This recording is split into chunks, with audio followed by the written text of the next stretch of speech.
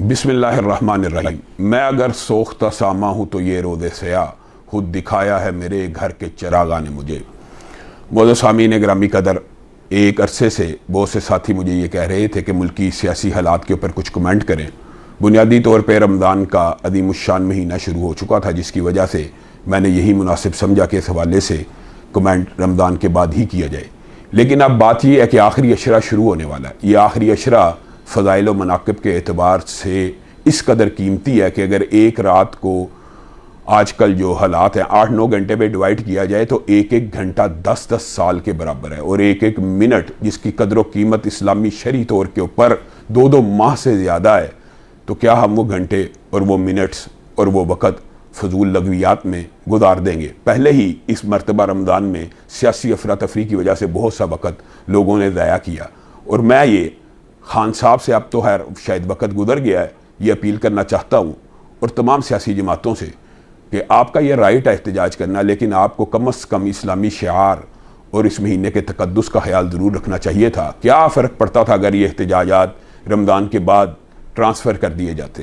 مجھے ایک بات بتلائیے، رمضان کی مقدس راتوں میں ناچ گانا، بنگڑا، میوزک لگانا، کیا یہ کوئی معقول بات ہے؟ اور یہ میرا مخاطب صرف پی ٹی آئی نہیں ہے، ہم مذہبی جماعتیں بنیادی طور پہ مولانا فضل الرحمان اور مسلم لیگ کی حلیف ہونے کے باوجود یہ بات سمجھتی ہیں کہ یہ ناچ گانا، میوزک کا کلچر مسلم لیگ نون کے سٹیج کے اوپر بھی نہیں ہونا چاہیے، کسی بھی سیاسی جماعت کے سٹیج پہ نہیں ہونا چاہیے۔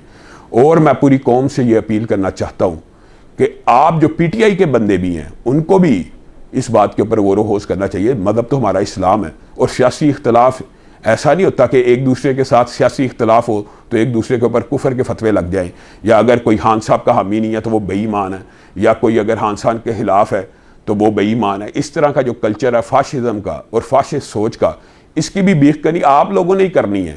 آپ ہی کہہ سکتے ہیں کہ ہم نے موسیقی، ناچ گانے، بھنگڑے اور رمضان کی مقدس راتوں میں اس طرح کے کلچر کو پروموٹ نہیں کرنا، ہم اس کلچر کا بائیکاٹ کرتے ہیں۔ آپ جائیں، آپ آواز اٹھائیں، اپنے جتنے بھی لیڈر ہیں ان کے ذہن میں یہ بات ڈالیں کہ ہمیں کم از کم پاکستان میں یہ کلچر منظور نہیں، یہ رمضان میں بالخصوص اور بالعموم بھی نہیں ہونا چاہیے۔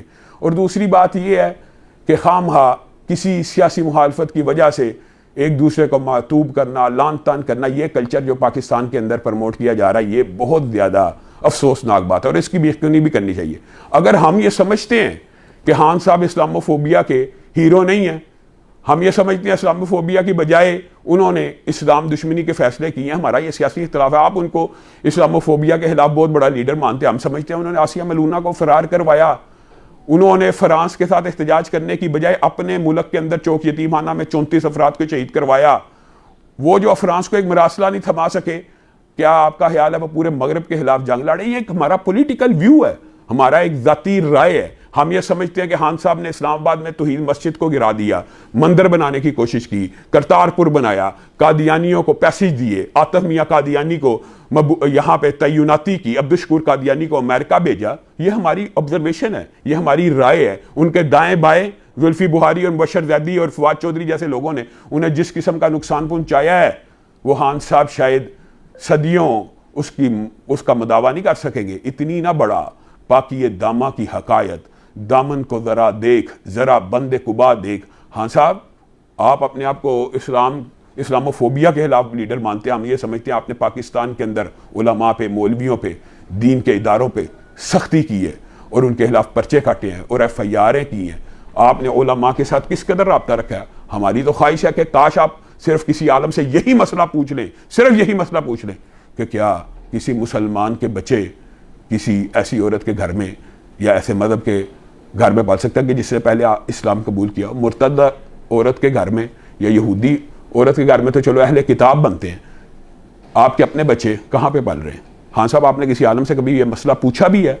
اور آپ اسلاموفوبیا کے چیمپئن بنتے ہیں، یہ آپ کا پرسنل میٹر ہے، لیکن اسلام کے اندر کسی جس نے اسلام کو قبول کیا پھر اس کو چھوڑ دیا، یا مذہب کو قبول کر کے چھوڑ دیا، اس کے پاس کسی مسلمان کے بچے نہیں پال سکتے۔ باقی یہ بات آپ نے کی ہے، ہمیں اس بارے میں علم نہیں ہے کہ انہوں نے پہلے اسلام قبول کیا تھا یا نہیں تھا کیا، یہ آپ جانتے ہیں، آپ بہتر جانتے ہیں۔